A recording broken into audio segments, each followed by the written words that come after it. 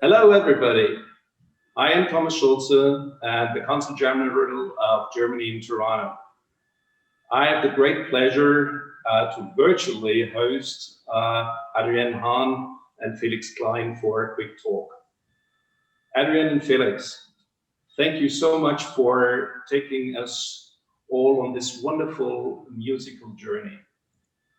What a stunning and emotional performance. And thank you for taking the time to sit down with me to talk about Tehorah. Adrienne, you premiered Tehorah at New York's Carnegie Hall in 2015, and the two of you have performed Tehorah many times on different stages in Europe. Adrienne, you're first. Could you please tell us briefly about the Tehorah project? When did you come up with the idea? How did it develop? How did you find and choose the songs? The idea first came out about in 2015 when we celebrated the 50th anniversary of the German-Israeli diplomatic relations.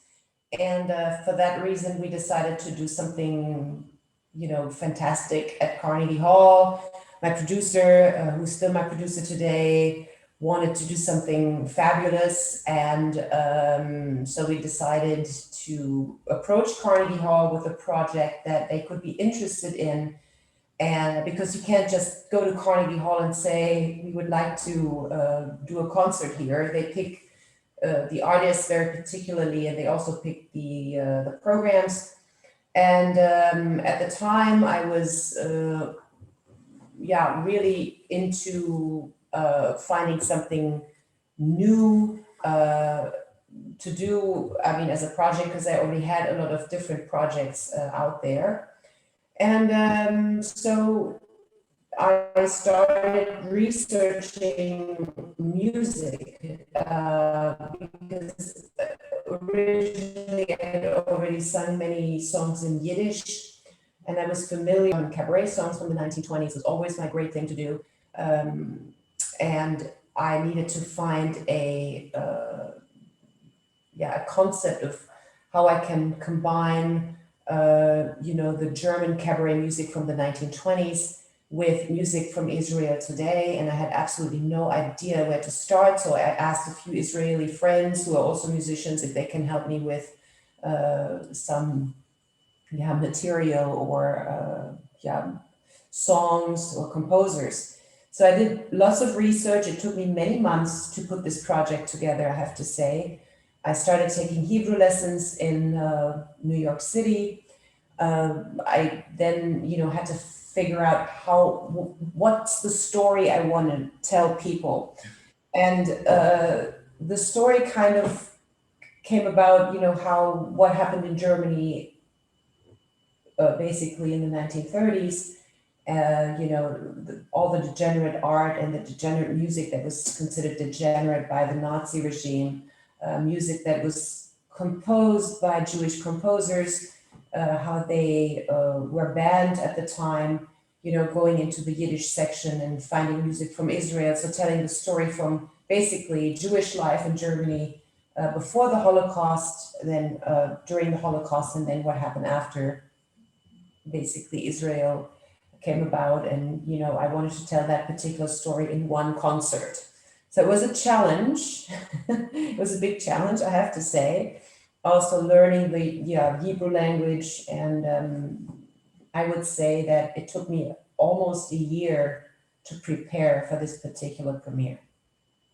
Wow. And I understand you will have a number of concerts this year. I mean, given the current situation, nothing is really predictable, but this project will continue, which I think is yeah, it's been, the project has been around for a few years, 6 years, and I traveled in Poland under Luxembourgish flag, because I have a Luxembourg passport, during the International Holocaust Remembrance Alliance presidency of Luxembourg, where I performed this concert in Poland in several different locations, and also with orchestra in Germany and all over the place where we are commemorating something, you know, especially last year, the 75th anniversary of the liberation of Auschwitz-Birkenau.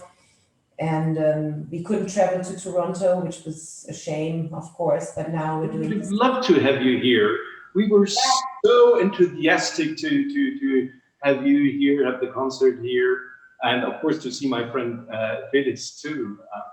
So Felix, you're playing the violin, the second violin and the string quartet, but you're also first and foremost well known as the federal government commissioner for Jewish life in Germany and the fight against anti-Semitism. You're also a fellow diplomat and a lawyer.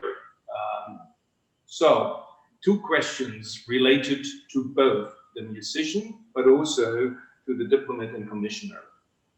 How did you come together, you and Adrienne, and how did you decide to jointly perform Tehorah? Give us some insights. That's what the interlocutors would like to hear. And the more political part of the question is, of course, since we see anti-Semitism on the rise in many countries, I'm sure our interlocutors would really like to know what you, with all your experience, think about the situation, how you evaluate the situation. Where do you see, 76 years after the liberation from the Holocaust, the biggest challenges to fight anti-Semitism in Germany, but also globally? Well, it's great to be here. Thank you for hosting this talk. Relating your first question, I met Adrienne in fall 2019 when I was invited there by the German embassy in Luxembourg to give a talk about anti-Semitism and Jewish life in Germany. And our colleague and friend Heinrich Kreft hosted a lunch. And there I met Adrienne. She was invited there too, and we talked and became friends right away. And I told Adrienne that I'm not only a diplomat and a government commissioner, but that I also play the violin. And since I took on my job in 2018, I always, right from the beginning, tried to combine my hobby with my task. And it's great to be in a string quartet. The other three musicians are professional musicians, and so it's great fun for me to play with them. And of course, for obvious reasons, we specialized in playing music composed by Jewish musicians, Jewish composers. So it was really a great coincidence that Adrienne told me that she had this program, Tehorah, and what you need is a singer, well, of course, herself, a piano, and a string quartet. This was, well, the beginning of a long story. We then arranged the project, and it's great fun to do this with Adrienne. It's really an honor for us to perform with her, and because I also think it's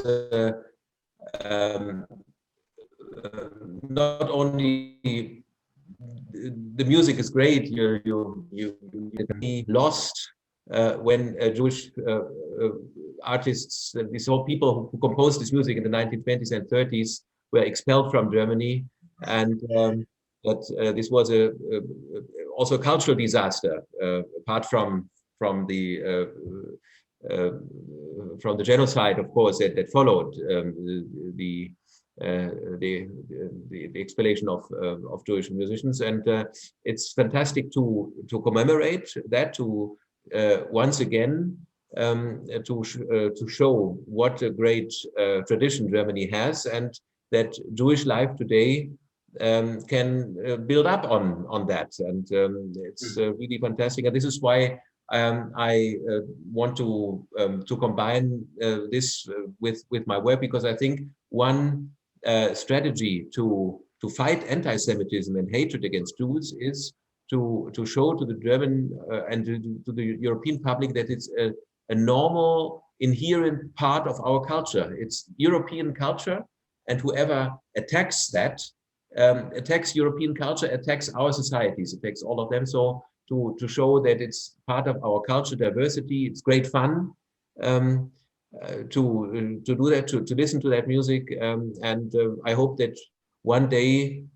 we can say that, of course, it's great and special to have Jewish life in Germany, including Jewish music, but it should be more and more considered to be a normal, integral, great part of our society, of our culture. Then I think we would have great success in the fight against anti-Semitism. Well, thank you.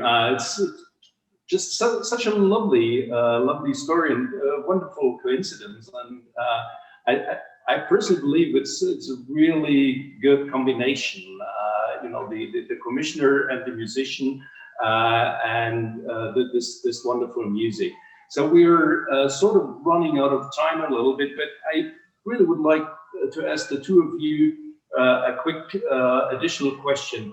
What do you think? What are the crucial elements for remembering and reconciliation? So just very briefly, please. Adrienne, maybe you first. What's crucial? Music is certainly an element. Basically, what you're trying to say, or what you're asking is how should we, for the future, why is it crucial today that we're presenting this music? Is what you? Well, what are the core elements to reach the goal of reconciliation, of remembrance? So you're using music to do so. Right. I think that it is still, I mean, today it's very, very necessary to do what we do because I think the awareness dies with the generations. Not so much that it dies, but I think people are maybe less aware of certain things, that what happened in the past, and that it's very, it's a very current topic today as well, because anti-Semitism is something that is happening all over the world. And with this particular music, it will show, you know, what happened then.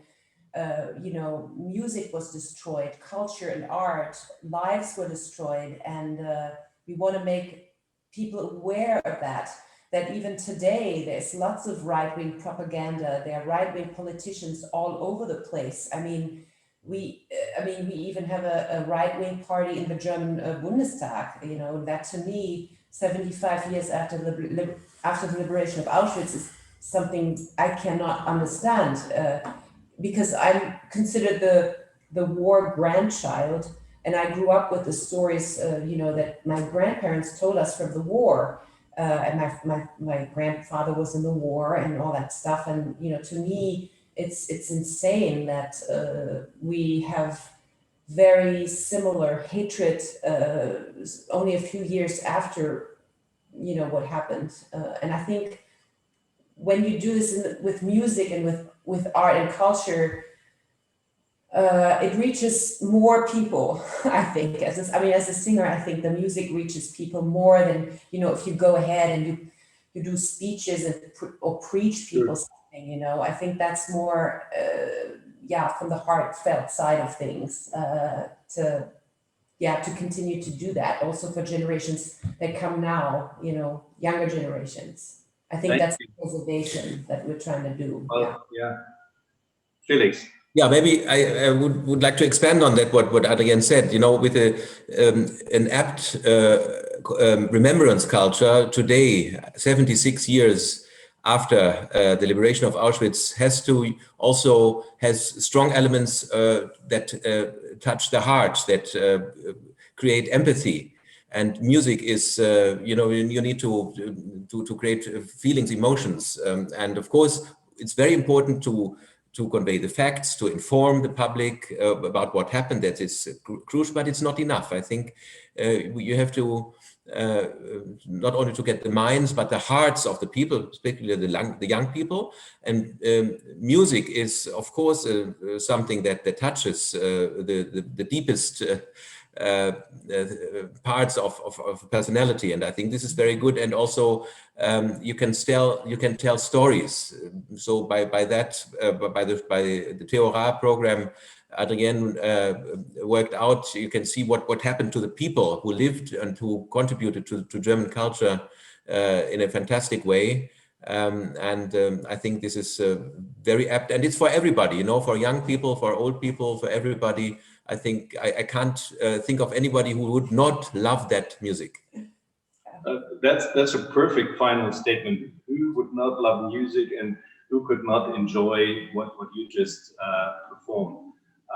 Thank you so very much for taking part in this small conversation. I think we learned a lot, and it is so important what you're doing, and it's a continuous process. And it was a real pleasure for us to host you.